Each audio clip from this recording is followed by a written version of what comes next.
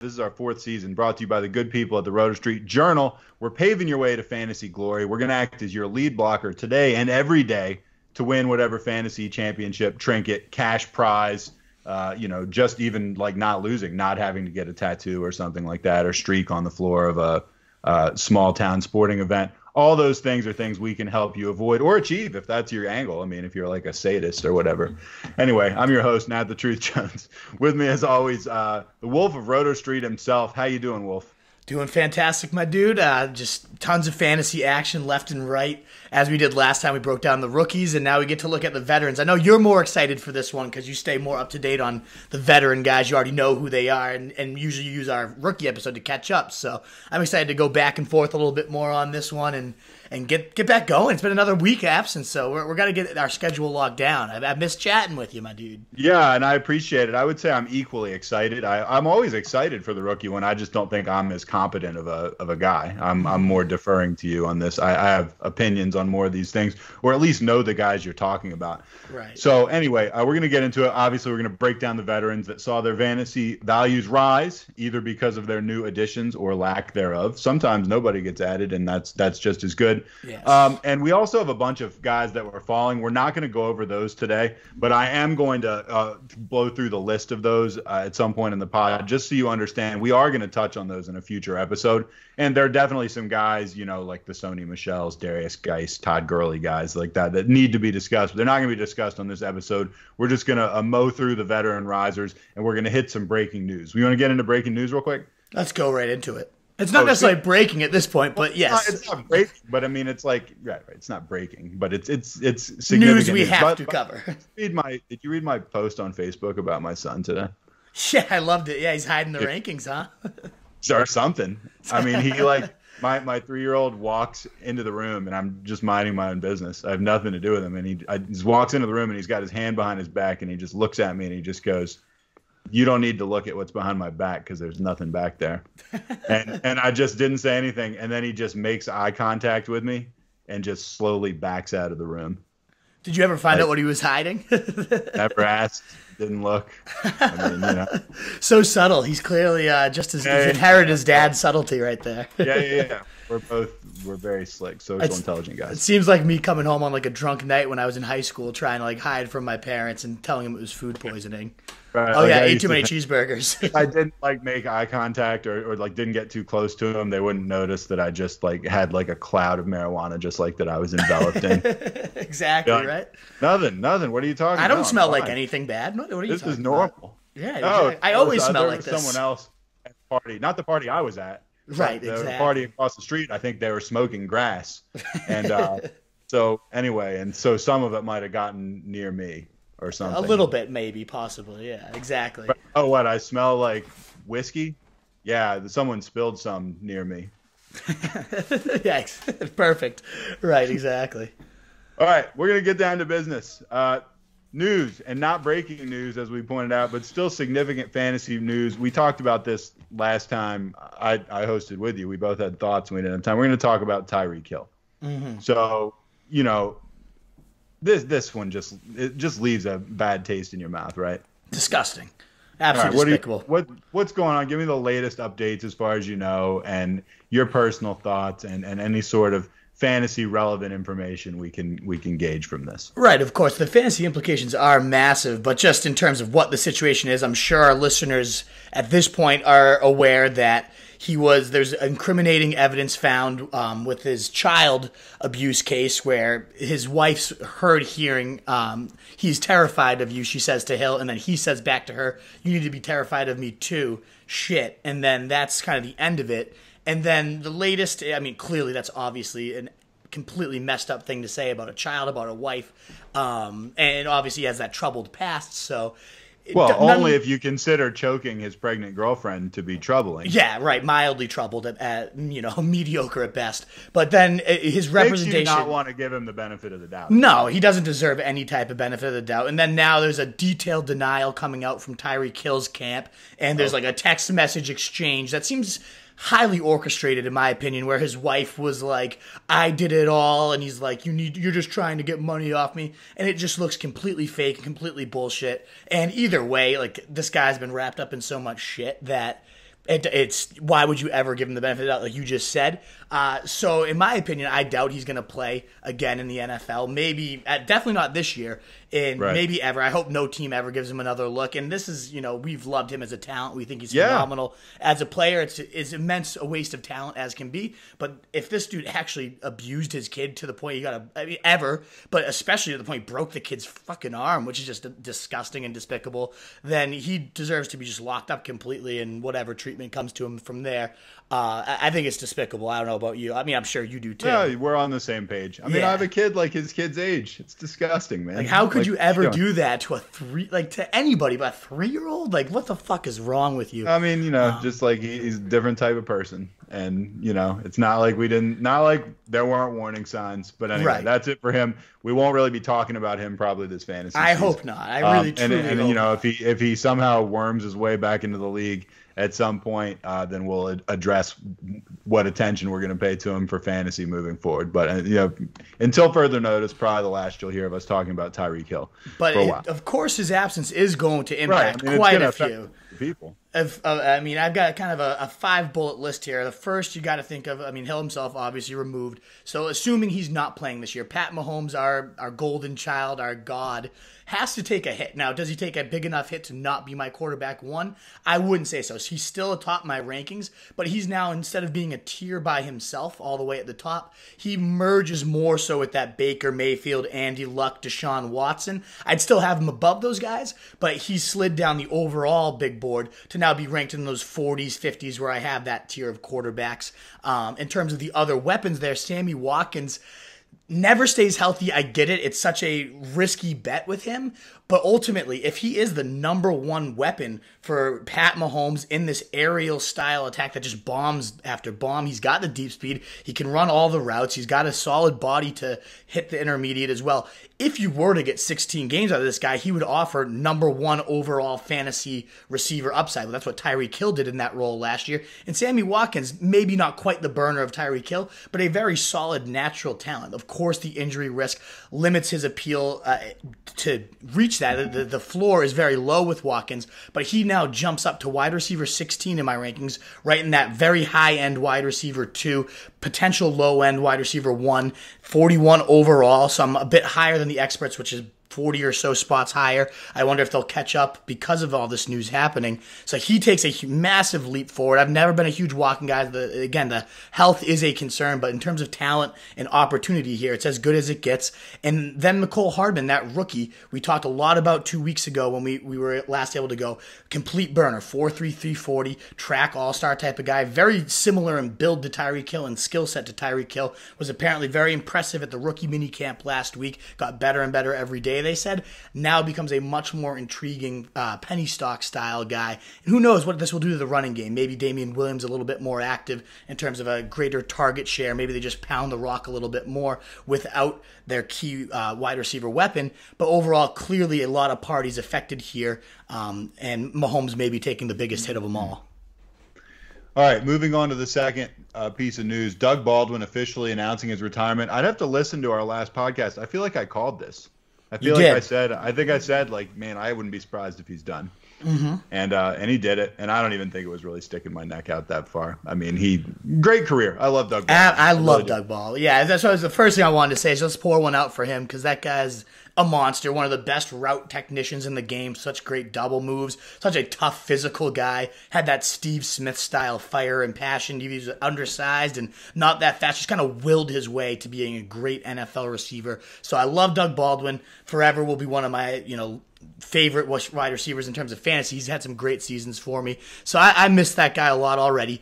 But the implications moving forward, Tyler Lockett is the first guy you got to look at. Now, this guy only was 55th in the league in targets last year, yet he still was the wide receiver 14 in half PPR leagues. That's how efficient this guy was, which is absolutely insane. He caught more than 80% of his targets, yet he averaged over 14 yards per target. That's insane to have that high of a catch rate with that average depth of of target being 14 yards. So incredibly efficient. He had the second most yards per target since 2015, behind only Gronk, ahead of Tyreek Hill and Julio Jones and others.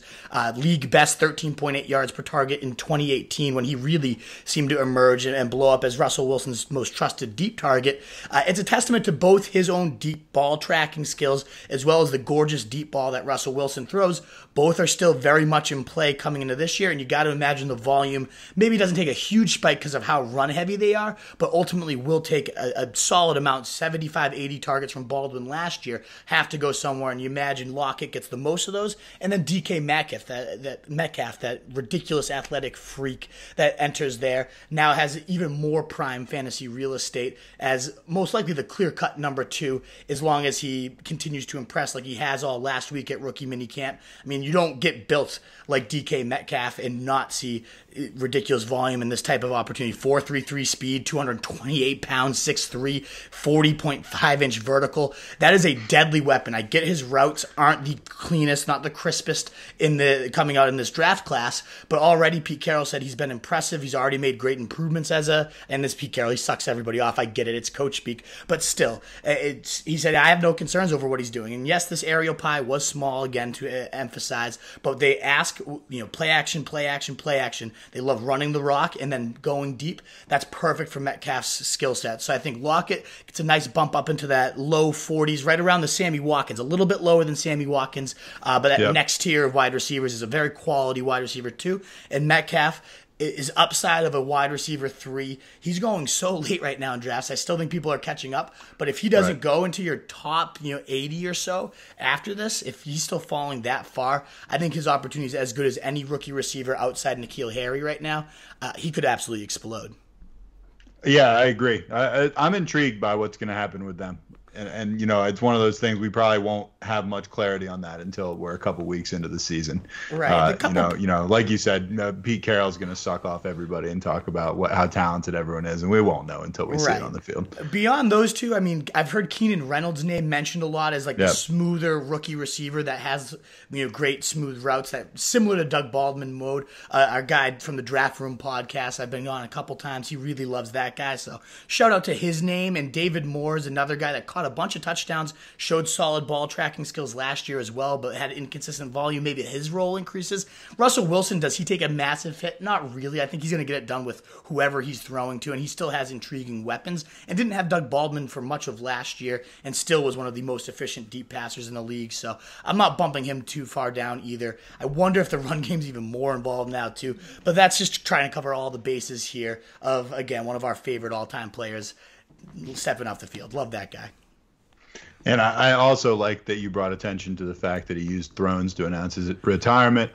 We should discuss Thrones at the end of the podcast. We will, yeah. If you're a Game of Thrones fan, we that last. Let's see. We'll talk about it at the end of the podcast. All right, yes, let's get into veteran winners. First on the list, Marlon Mack. This is a guy we've been talking about and a lot of people have been talking about for at least a year now. If you recall, in the last offseason, I mean, this was the guy that was touted by the coaching staff as this is the guy, was not a sexy pick. I know we like Nyheim Hines for a while, and then, I mean, there were other people that were just much more attractive picks. Mack was hurt for a good chunk, but once he got the opportunity, he really was the guy. He really did get the carries. You'd almost call him like a 3-down horse. I mean, he scored a lot of fantasy points, and that it seems like he doesn't have any competition now going into this year, and that seems to be almost a pretty easy call that we're going to be seeing that from him next season or this season. 100%. And in terms to paint the exact numbers from what you just summarized perfectly, it was from week 6 on when he returned the 5th most attempts in the league. And this is, again, Frank Reich, who's mostly been a committee-based backfield throughout his career, but he gives this guy the 5th most attempts. Mack responds with 785 rushing yards, the 7th most over that span. If you include the playoff games, he becomes the 2nd leading rusher in the NFL with 979. He crushed it against, I believe, the Texans that game. And then he had the 2nd most TDs in the league from week 6 on. He had 10 total rushing TDs, over 1 per game, which was just amazing, and the most first down rushes as well in the league with 57 over that span. And now now, the whole offseason, you're like, okay, clearly this guy dominated. I should mention, too, the Colts were 10-0 whenever he got 14 or more touches and 0-3 when he didn't. So they had that also just clear-cut. They were a better team when feeding Mack. And then coming into the offseason, Frank Reich and Chris Ballard, their GM, both praise him, say he's our featured back. He's a three-down horse. It was very clear how much better our running game got as the year went on and as Marlon Mack did his thing. And we're just trying to build with Marlon Mack. But you had such a loaded free agent class in terms of Le'Veon Bell. There's so many ties there. A decent draft class, lots of interesting guys falling. And they add nobody. They don't add a single free agent other than Spencer Ware. And it's like Spencer Ware, that was, just a week ago. They clearly weren't making a priority to go get this guy, and they don't draft anybody of note. So, yeah, maybe there's still going to be that game flow situation where Hines gets a lot of the receiving work. Maybe Jordan Wilkins or Ware working if they're really killing a team. But they've touted this guy, Marlon Mack, as a three-down horse all offseason, and this was a situation where the actions matched the words. He's set up for a massive blow-up this year. He rises all the way up to late second round to me, RB at top 10. To me, and I wonder what your take is, who you would rather have. There's this tier of running backs that just puts my mind in a pretzel. No, Marlon Mack's in this tier. Also with Nick Chubb, with Derrick Henry, Damien Williams.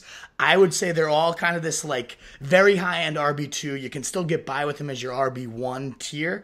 I don't know how I sort them out right now, but it's a tough tier. So I don't know how I sort them out either. I really like Chubb, but I don't think I would take him. I mean, in that group, I think there's too much competition. I mean, I don't know. He's got Kareem Hunt right there with him. I don't know. So I don't love that, even though I love the Browns offense. I think there's a way you could really get screwed on Nick Chubb. Even though I really like it. I mean, Kareem Hunt was a talent we both love. That's the bet on Chubb there, and the reason I keep him in that tier is like, if he dominates for those 8 weeks and this offense is the machine we expect it to be, why would they go and screw that up with another guy? And if that is the case, Chubb has top fantasy running back overall upside if he becomes that three-down horse in this. I'm not saying he doesn't belong in that tier. I think he absolutely does. I would be scared. I mean, I like him more than anyone else. He's the riskiest of that tier. I agree with you in that sense. He's probably got the highest ceiling, and I don't know. He's the lowest floor potentially too, especially maybe the lowest floor. Yeah. Of those four guys, you said Williams, you said Chubb, you said Henry. Mack, and Henry. Oh, God, Henry. I hear you getting a little horny in the pants already. Well, I mean, I'm horny in the pants, but also like, But disappointed too. How many times it's like meeting a really, really hot woman in the bar like a bunch of different times, and like she literally is like, all right, let's go back to my place, and she's like, wait for me outside, and you like pay the check and you go wait for her outside, and she stands you up, and then the same thing happens the next week and you keep falling for it. And then at the end of it all, she goes and just ravages your buddy, and you see how good she could be. Your buddy, you to rub one out by the dumpster. Wow. But it's so gorgeous that you're like, okay, maybe I'll go back to you because I just saw what you did to my buddy. You're like, all right, this week, really? You're not gonna be standing. You're not gonna leave me by the dumpster again, are you? Okay. Oh man, I know. No, Derrick Henry scares me. I might take Mack. I don't know. Mack is the top for me, too. I guess we're on the same page there. I mean, you got all those factors, right? The explosive offense, the pretty sure volume at this point, and they add Paris. Seen it. Right. Exactly. He was the number 8 running back from week 6 on, and I'd see no reason why he can't replicate those totals again. All right, let's move on. Damien Williams, Carlos Hyde rise as the Chiefs make minimal draft day backfield moves. That's one of the possible knocks on Williams, though, is you got Hyde, who's a very competent running back, certainly a competent backup running back. Now, they don't do anything to mess around with the Kansas City backfield, so it's going to be these guys, it looks like. What do you think? Yeah, I totally agree. Carlos Hyde could be a much bigger thorn in the side of Williams than I think a lot of people are giving him credit for. We've talked about that at length, that you got to go out and get both these guys. I was just nervous it might become one of those three-headed, who the hell do I take situations. Right. Let's say they went in round 3 and took their version of Kareem Hunt again and tried to take another stab, because Andy Reid does scout his running backs clearly quite well, the ones that fit his system. So if they had made an earlier investment in that backfield, then it becomes like, who the fuck is this going to be? But clearly they have faith in Williams and Hyde, and if it's going to be both those guys, I really like Williams. We've talked ad nauseum about how this guy averaged over 22 fantasy points per game, trailed only Todd Gurley in per game pace once he took over, scored 10 touchdowns in only 6 games, which was just an insane pace, and really was not all that unreplicable. I'm trying to say he could totally do that again because this offense is such a juggernaut. I know they lose Tyreek Hill probably for this year, but when you got Mahomes, this offense is going to constantly live in the red zone. So you got Andy Reid, who's always preferred that 3-down bell cow. One of those two guys is going to be a monster. I just love that they didn't add anyone else and kind of mix up the pot. And now I know I can still go out and get Damien Williams in late round 3. I can go and get Carlos Hyde in late round 8. Right now he's still going beyond round 10. I imagine that will rise. Make sure I lock that backfield up, and there's not a third guy really muddying it. Sure, they added a 6th-round guy, Darwin Thompson, in round 6, but they've already labeled him as a change-of-pace guy. He's probably going to be more that DeAnthony Thomas, comes in certain specific packages and is used very sparingly. I love Damien Williams following this move. If Carlos Hyde the only competition he faced, yeah, I get Hyde. Caught 59 passes a couple seasons ago. He has more of a versatile skill set than people give him credit for, so I need them both. But to me, this was a huge move and a huge vote of confidence for both these guys that come with top 7 fantasy running back upside, but don't cost you nearly the price that it would cost otherwise. All right, I'm in agreement with you on all that. The Chiefs are going to be an interesting thing to figure out as the season go on, man. They really are. I mean, I'm here for the ride. I'm here for it. Yeah, the only way it gets ruined, in my opinion, would be if it becomes like Hyde's a goal line hammer and suddenly those 10 touchdowns. And Hyde is a beast, so I mean, Hyde is kind of a goal line hammer. He can certainly plunge it in from short. But they Williams, got a lot of options from the one. They got a great tight end. They got an amazing running quarterback and a passing quarterback. They got Hyde. And they got, Williams 10 touchdowns in 6 games. 10 touchdowns in 6 games. Obviously, the guy can get it done. We know he can. I just really hope it doesn't devolve into one of those, because if it does become a committee, then it's like, fuck, I put both these picks into these guys, and now I don't know which one's scoring each week. But Andy Reid's never done that, so we'll see. I don't think this is the year he changes that trend. No, walruses don't change their stripes. All right. Kenyan Drake exits the draft with an improved line and minimal competition. That's true. That's what a guy like Kenyan Drake needs to succeed. Minimal competition. I know. Thank God. That's supply. Nobody else good on his team. I know. I'm thrilled though. I love, me. I've always been a Kenyan Drake truther. Ever since every year he just seems to destroy the Patriots. So every time I watch this guy play, I sit and I wonder, why is he not receiving more touches? Because this guy is a threat to score every single time he touches the rock. Thankfully, 2 of the biggest thorns in his usage side were Adam Gase and Frank Gore. They were both removed early in the offseason, and then you go into the draft worried maybe they add someone. Sure, they take a 6th-round rookie, Myles Gaskin. Yeah, he dominated over 4 years in college, but 6th-rounder, nothing too explosive about this guy. Certainly not on the level of Drake if he's used properly. And you add in Brian Flores, who comes from the Patriot system and specifically brings in Chad O'Shea, the wide receiver coach of the Patriots, who comes out and says the back's a crucial part of this offense. You look at the Dolphins roster, and it's exciting to look at the backs they have. We've played against them. We've seen how explosive they are. So you get a guy like Kenyan Drake, who at minimum seems perfect for that James White style. Get him out on the hinge, get him on the wheels, get him. He can do them all. And you get him in space and get him the rock. He's as dangerous as can be.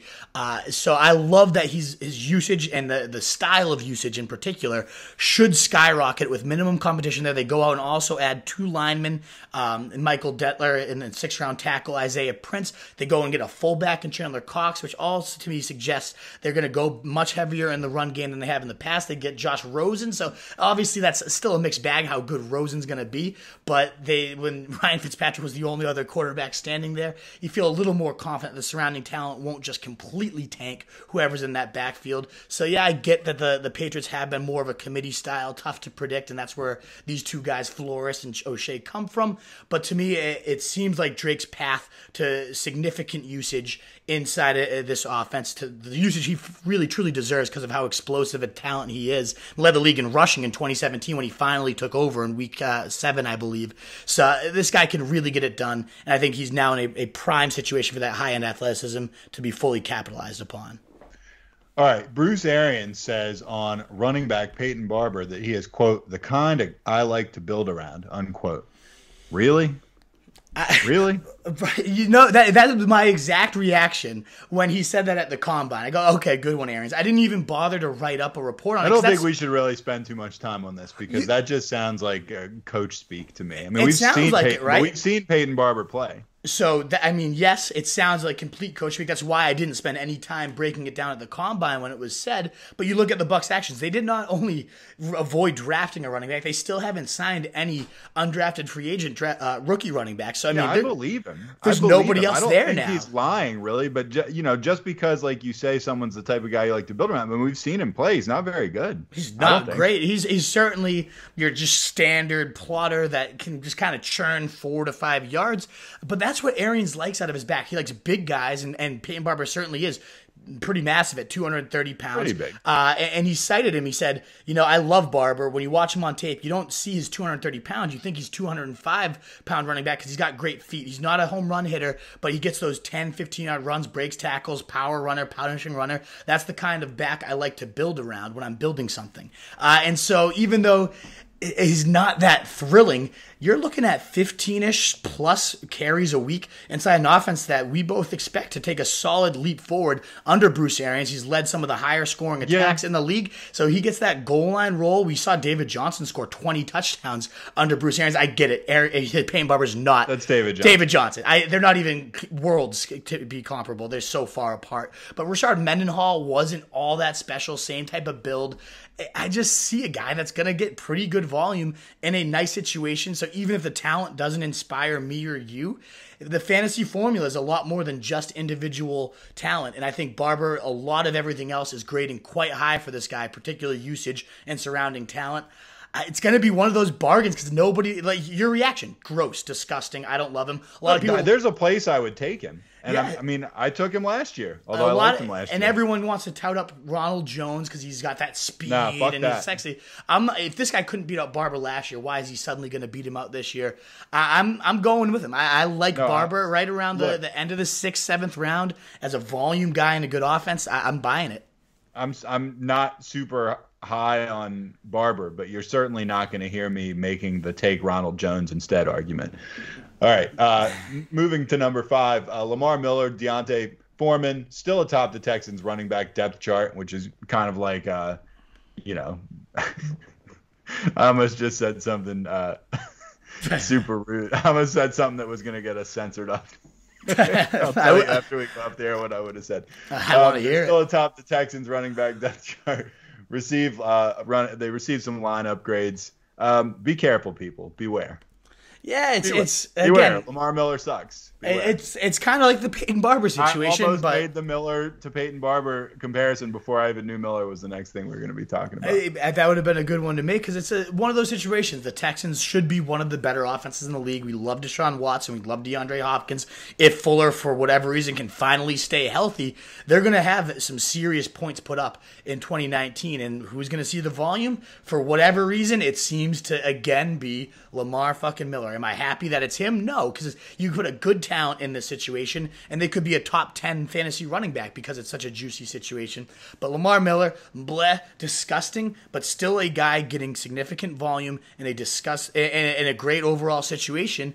You gotta respect that in terms of fantasy. I do like Donta Foreman more. We've seen some good quality workouts. He looks quick and nimble, like he's finally over that Achilles hump. And this is a big, powerful back that was starting to slowly take that backfield over before tearing the Achilles. Can catch the ball well. Was just a complete monster workhorse at Texas for those years. So I'm more intrigued by him, even if I know Miller's the first guy I take in fantasy. I love Donta Foreman's sleeper value. Goes well after pick 100 right now, and I think has a very minimal hurdle to clear in Lamar Miller to be that kind of workhorse in this great scheme. He's a guy that could do some quality high-end RB2 things in this offense if he's fully healthy and gets that volume. For now, though, you got to give Lamar Miller a little more respect than I'd like to.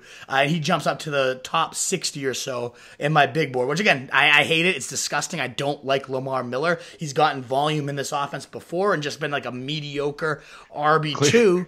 But what do you want to say over there? I keep seeing you clearing, like getting like over Lamar Miller, like that being the hurdle you have to get over. That's like the mountain having to push past Kyburn to get down the stairs.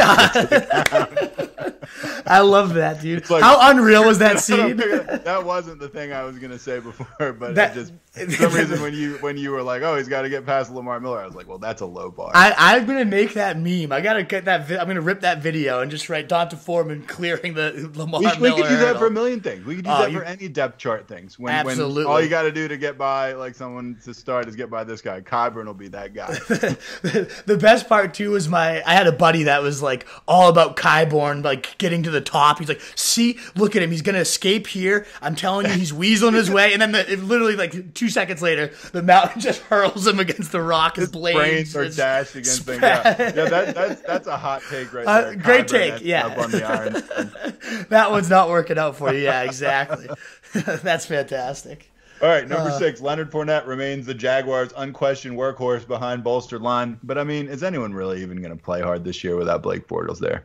Without Sir Blake, I mean, does anybody even give a shit? Without your London God? No, probably not. You're right. But with the London God removed, is a situation we still got to consider the fact that Nick Foles has to make this offense better overall. You cannot be worse than what Blake Bortles was bringing to the table. They they got a steal in round 2 with a massive lineman addition that's going to pave some better holes for him. And then they don't address running back till I believe round 5, and it's just a different style back, so more of that TJ Yeldon mold. To me, everything is in Leonard Fournette's favor, outside of course, health, which is the major red flag with this guy. But 2 seasons ago as a rookie, this guy was a monster. He was a workhorse and looked very solid doing so. Last year, he just never seemed fully healthy, looked more of a plotter. I'm not a Fournette guy. I'm still not sitting, like you're saying, I'm going to run out there and get him. I'm a little bit lower than the ECR. But after the draft, I wouldn't hate if I'm sitting there in round 3 and Leonard Fournette sitting there. I mean, there is the situation that this guy could emerge as a RB1 again. The setup's there. I mean, John DeFilippo, the new offensive coordinator, doesn't typically prefer workhorses. Typically been much more pass happy. But Doug Marrone's the opposite, so I imagine that offense will get some balance. But it's not enough for me to say I'd rather have Chris Carson still. I'd rather have Josh Jacobs. I'd rather have Mark Ingram. But now Leonard Fournette at least enters that tier where he's a tier below. I expected them to go earlier in the draft at running back. They clearly given this guy at least one more shot to show he can be their workhorse of the future after they took him at 4 overall. So let's see what he does. I'm more willing to own Leonard Fournette. I guess that's what I'll put it. I'm more willing to own Leonard Fournette. Not targeting him, but I'm not avoiding him anymore. All right, moving into part 2 here, we're going to talk about guys who have gotten better because their lines have gotten better, basically. The lineman additions, not sexy, but can result in some real sex appeal for some other people. And first and foremost on this list, you'd have to say Joe Mixon. I mean, his path, we're already pretty high on Joe Mixon. Yep. Got to say, I mean, speaking of guys that did terrible things and are still playing in the NFL, the guy's a really good running back. What addition came his way that you think is going to make him even stronger? And where do you put him on your big board now? Man, it's tough for him to rise much higher on the big board, Joe Mixon, because he was already at 7 overall, which was already 7 to 10 spots higher than his ECR, where he's fallen to round 2. And most experts' rankings, he was already a clear-cut, like middle first rounder, has every bit of upside as anyone else in this running back class. But now it's even better. Everything I liked about Mixon, the individual talent, very versatile guy. He has an offensive coordinator in Zach Taylor this year that's coming from the Rams that has that McVay system, which is fully built upon the running back and using him in the screen game and being deceptive through your run game. It's all funneled through Gurley. This offense should all funnel through Joe Mixon. The only thing I didn't love about him was the line was still highly mediocre. The first thing they do in the NFL draft is have the top-ranked run blocker, according to Pro Football Focus, in Jonah Williams, a massive tackle addition. They draft the best blocking tight end of this draft class as well. So clearly they have this mission. They're clearly going all in on the running back, that offense built upon the running back, and they want more opportunities and more open holes for him. I love everything about him already, and I like him even more because the one question I had about him is now getting addressed. To me, I'd much rather have Joe Mixon than even Le'Veon Bell at this point. And you look at guys like Saquon Barkley, who obviously as a talent is one of the best in the league, but that overall offense is gross. That line is gross. Man, it's getting a lot closer, the gap between Barkley and Mixon, in my opinion. It's not quite closed yet, but moves like this are making me believe Mixon has all the upside of that tier 1 of even like the Christian McCaffreys and whatnot. He's knocking on that door. He's ready to break it down, I think, in 2019. All right, number 2, David Johnson. As you know, one of the 3 backs that I've been struggling with, do I keep this guy because of the competition? I feel like every one of those backs on the list has now been someone I've seriously considered. At this point, you're hardcore in the camp of hang on to this guy, right? I mean, yeah. You think this could be it. I could have a real steal on my hands here. I think 100%. You see the Cardinals go all in on this air raid with Cliff Kingsbury by drafting Kyler Murray, the guy that he's loved since playing against him and just always coveted. He gets the exact quarterback he's always wanted. They go and get 2 wide receiver weapons in Isabella and Hakeem Butler that fit that air raid mold to go with Larry Fitzgerald and Christian Kirk. It goes from one of the worst overall offensive talents in situations to now potentially one of the more explosive attacks. If this Kingsbury attack ignites like I think it could, like our guy Drew Hollingshead thinks it could, it could be an absolute points factory. That defense remains pretty questionable, so it could be back and forth.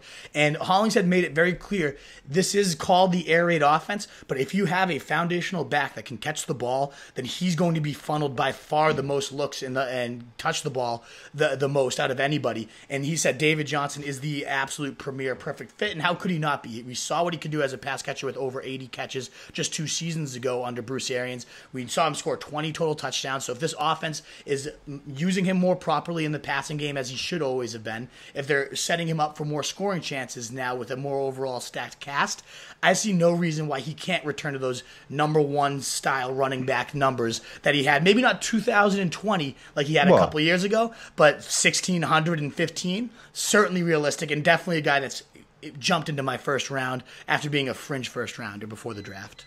So you think if I could start my draft, DeAndre Hopkins, David Johnson, I'm doing all right? Oh my God, yeah. I'd still probably have, if you have only one, I'd probably still go Hopkins. No, just I get sure. two. But if you have both those guys, I mean, you're getting 2 first rounders right there. I think that's a fantastic start to your draft. And then I get the first pick of the 3rd round, like whoever the number 1 guy is, because I won the chase. Like, all the people that don't make the playoffs.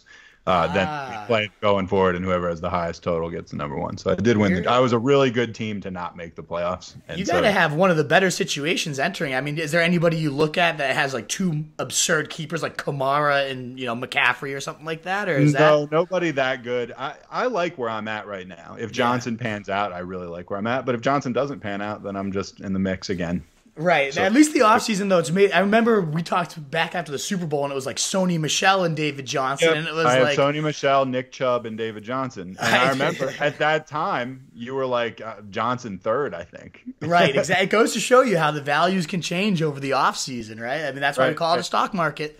It's much clearer David Johnson over those other 2 at this point. So at least you got some clarity gained.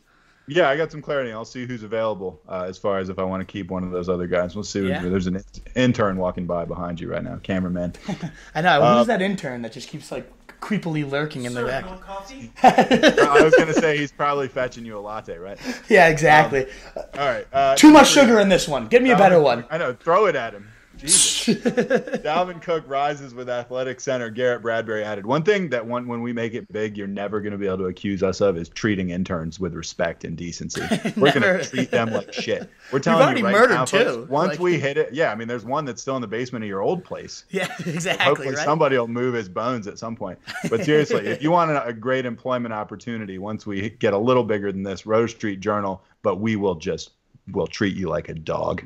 Absolutely. And we won't pay you. But you'll get to be around us. You'll get to be like, yeah, man, I saw Nat the Truth Jones in the hallway today. Yeah, he spit on me. Anyway, perfect. What an opportunity. How could you turn that down? Back what I was saying. Dalvin Cook rises with athletic center Garrett Bradbury. A good center actually matters a hell of a lot, even though, like I said, it's not sexy. Absolutely. I mean, it's the stabilizing position of the offensive line. Everything kind of flows outward. We saw what Ryan Kelly did for the Colts, and then they add a guard next to him. After you stabilize that interior, it's so huge for the line, especially in terms of the running game. And what I absolutely love about this guy, Garrett Bradbury, even before he gets drafted, everyone talking about 90th percentile athleticism, can really get to the second level of the defense, would be absolutely perfect for a zone blocking scheme, is what our guy Dane Brugler writes on Garrett Bradbury, a friend of the pod back a couple of years ago. And then he goes and enters. Former friend of the pod, never really wanted to get back to us. I wonder why. I think we had our first Seamus appearance in Dane Brugler's episode, and maybe that scared him away just a little bit. Super flamboyant in that episode, which is exactly what we want, by the way. Yeah, exactly. Thank you, Seamus. Can't wait for you to return. Right. Yeah, bring it back. We have some plans to get him back on. But again, Garrett Bradbury, the athleticism is his calling card, was scouted as the ideal zone blocking center, and now goes and lands in Gary Kubiak, the zone blocking guru of all time. His zone blocking scheme is the perfect spot. And Dalvin Cook, similar to Joe Mixon, a second-round running back who we absolutely love in terms of individual talent and the scheme fit with the zone blocking, and Gary Kubiak, a scheme that's made 2,000-yard rushers out of much lesser talent than what Dalvin Cook goes. The only question marks were health for Dalvin Cook, a huge question mark still, but also that offensive line. And it's not like one guy completely overhauls the line, but certainly when you're right in the middle of everything, can make a massive impact. They also signed a couple linemen as well. So I think Dalvin Cook's outlook, as much as we already loved it, as much as this was a guy we were all in on the round 2 running back picture, you got to love him even more. If he can stay healthy for 16 games, he's going to rush for 2,000 yards. A bold prediction, but I'm calling it now. Okay, I like stick your fucking neck out, man. It's fucking mid-May. Go for it. Yeah. Devonta Freeman, someone that, man, if you owned him last year, it was probably like taking a hot poker up your ass, Fun. every couple hours for the entire football season. And you would think you'd get used to something like that, but I know people that had Devonta Freeman, they didn't get used to it. They didn't enjoy it? No, that was a real fucking... I feel like a couple of our interns have at least gotten used to that feeling of the poker up the ass. Maybe just because we do it so often to them, but I don't know. Well, right. There's some people they're comfortable with it. I think I'm going to say owning Devonta Freeman probably worse than that. Yeah. But you're saying his value is boosted by 2 first-round lineman additions. How big of a difference do you think that's going to make? I mean, this is a team that had heavy defensive needs, and they trade into the first round for a second first rounder, and both of them go towards stabilizing a line that really wasn't all that bad anyways.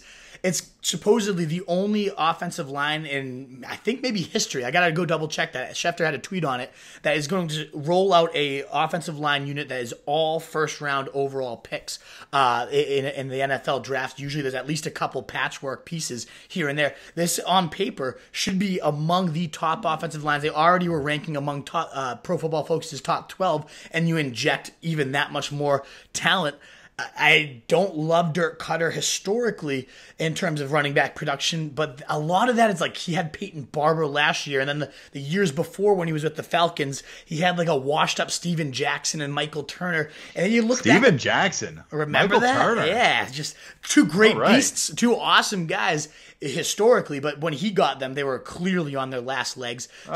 It just... He hasn't had a ton to work with. The last time he had some strong running backs was really in Jacksonville when he had Maurice Jones-Drew, and he used that guy to absolute perfection, consistently churning out 1,400-ish total yard and double-digit TD seasons. So Devonta Freeman gets these massive line additions. They don't really they drafted a couple running backs now you got to be wary of. So maybe he has a couple running backs in mind, those fourth-rounder guys. I don't know if this becomes more of a committee. To me, that says more about their lack of faith in Ito Smith than it does towards Devonta Freeman. So huge offensive line upgrades for him. 2 athletic but beastly run blockers in, there it is. Chris Lidstrom with the 14th overall pick. Then they trade up to get Caleb McGarry. Just 2 massive lineman additions. As unsexy as Devonta Freeman seems, he falls to round 3 in this offense. They averaged 5th most points in the league last year. He could be entering a very prime situation. Yeah, Deshaun Watson. Speaking of, we touched about on this, based on the running back angle for the Texans. Deshaun Watson, to benefit from the protection boost behind his revamped line, you have to think that also affects the running backs. So like I said, we already did talk about that a little bit. You think this boosts his stock significantly? They had among the worst offensive lines for back-to-back seasons. Pretty awful. And the guy they drafted is an interesting one because there's some guys that were more proven. They drafted this guy, Titus Howard, who actually used to be a quarterback, and they put some basketball highlights. A real athletic freak-style guy that got converted to tackle, showed some amazing traits that could make him one of the best tackles in the league, but certainly rawer than your standard left tackles. Not a lock by any means type of guy, but either way, it's going to be better than what they're rolling out already, Titus Howard is. So Deshaun Watson, the main complaint about him is injury, and injury being induced by the fact that he's always under pressure. You give this guy a little more time to throw. He's got a great arm and is a fantastic pocket passer. We just almost always only recognize the fact that he's on the run and can throw it so well. That certainly will benefit Deshaun Watson in this entire passing game if Titus Howard reaches his ceiling and his potential. And even if he doesn't, he's got to be better than whatever they were rolling out last year. My children have been running in and passing me notes as I'm talking to you, basically asking if they can watch more TV. Did you say yes? I did the first time. This time I circled no. They wrote a thing that said circle one, yes or no. Can we watch another episode? And I know from experience that if you get past a certain amount of time, they become wrecks. So I've cut them off. Nice. Which means my time is also limited. But that's the last guy we had to talk about. That concludes the football stuff. We got to talk about Game of Thrones for a minute. Absolutely. What an episode. What are your thoughts here? I would say as a season overall, I've been highly underwhelmed. The battle, the battle in the darkness. I hated that episode 3. There's so much hype for the longest sequence battle of all time. Just didn't really live up. I love the fact that I could at least see this one.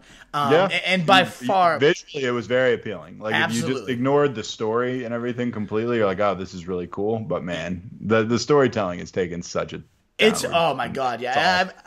That was the thing, is like the storytelling's gone bad, and even the visual piece of things hadn't been there as well. So at least we got that classic trademark, like insane battles. The Clegane Bowl was pretty fucking badass when they're just smashing the rocks. Just it was good stuff. I thought that was an engaging battle. I thought just, obviously the dragon footage was the best we've ever seen in Thrones. But I mean, it's just one of those things. As a whole, if you look at the season as a whole, highly underwhelmed, and mainly because, as you alluded to, the storytelling has just taken such a ridiculous hit. Bad. I mean, you want to sell me on Varys, who is like the slickest guy ever, like just all of a sudden in the span of like 4 minutes goes and just gets caught doing something. Right. And I mean, he's like, really? Varys is just going to directly go to like Tyrion and Jon Snow, like Jon Snow being like the one guy in the world who's like loyal to a fault, who would certainly say something about it and just get caught. I mean, it's like, that doesn't make any sense at all. That would happen. Like he's the spider. He's survived like a million kings. Where he's gonna go up to Jon Snow and just be like, yeah, man, like, hey, I think we should overthrow the queen. Right. I mean, and then it's like, okay, we're going to burn you alive. And he's like, okay, you got me. I mean, it just didn't make sense. And there's also the Euron Greyjoy. Are we to assume that he just swam from his like destroyed ship and happened to show up on the same beach? Perfectly. Lands on the same beach. Let's assume just for a second that, and he's like, yeah, Kingslayer, let's fight. It's like the dude washed up on shore. I mean, did he swim from his boat? Do you have any? I mean, that's like it's very taxing. That's physically taxing. Yeah, and exactly. Wearing his tight little leather tunic, he swam like 2 or 3 miles and just popped out of the water and was like, "Let's fight." Also, like he had Jaime completely beat, and then he like let Jaime pretty slowly just kind of get up and get a sword and then run him through. I was like, well, that was a real bad job of finishing. Right, exactly. I don't know. I was not. Seems like my typical performance in the bedroom. I also thought Dany's madness was a little ridiculous. Like, I mean, she had it won. She didn't have to like just go murder a bunch of people. Like that seemed like madness on a different level that was possibly unwarranted. Yeah, you could have. I mean, I get the point, the intended effect, the Mad Queen to compare to her dad, the Mad King. I understand it. They could have certainly accomplished that without so much madness and so much death. I mean, I certainly appreciate the visual impact that comes with it. I mean, I didn't mind watching it. I just thought it was just lazy. Like a lot of stuff in this I season. think that's a good way to summarize it. It was a visual delight. The episode as a whole was very absorbing in terms of some of those battles, Grey Worm stabbing people, and just that gang kind of moving through. Yeah, the Arya running through the wreckage, and a good battle between the Cleganses. Tons of things that absorbed me visually and viscerally. But in terms of like emotionally and storytelling, yeah, I mean, a ton of it was bullshit.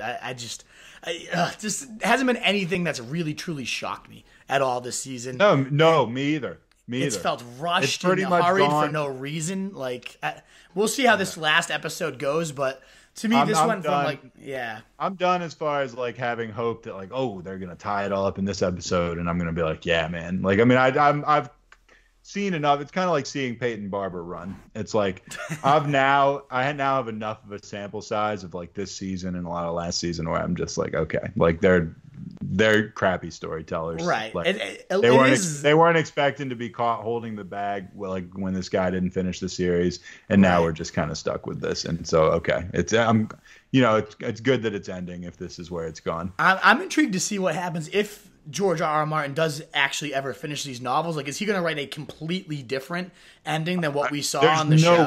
There's no way he's going to write this crap. Right, exactly. So that's what I'm saying. He's a skilled writer. He's a great writer. The guy put forth. My wife says that like I want to say like the third Game of Thrones book is like one of the best books she's ever read. Oh, she's read all the books now. She really got all into it, huh? She read the books first. Oh, I got you. Yes, and once she had read the books, she was like, "This is amazing," and I was like, "Yeah, I've been telling you that for like 10 years." Yeah. But they're fantastic. Shit. Listen to anything I say. So, whatever. Absolutely. No, but she says the third book's like the best book she's like ever read in her life. The last like 100 or so pages of that book were some of the best writing. I couldn't put it down. I would stay up till like 2 to 3 in the morning. I hadn't had that feeling in quite some time. So I agree with her. That third book was amazing. Yeah, I mean, we'll see how this all ends. It is like like a Jamal Charles or like one of those NFL running backs that just is so explosive and amazing and unpredictable out of the gate, and you just like love him for how all over the place and how home run of a hitter he could be.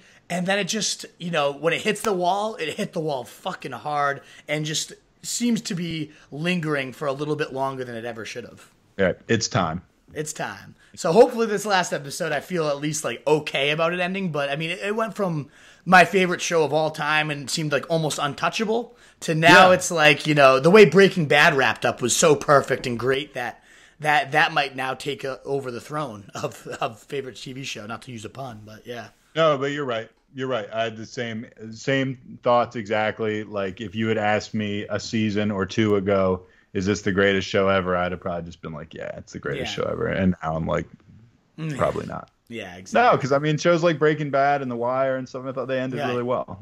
So whatever. Exactly.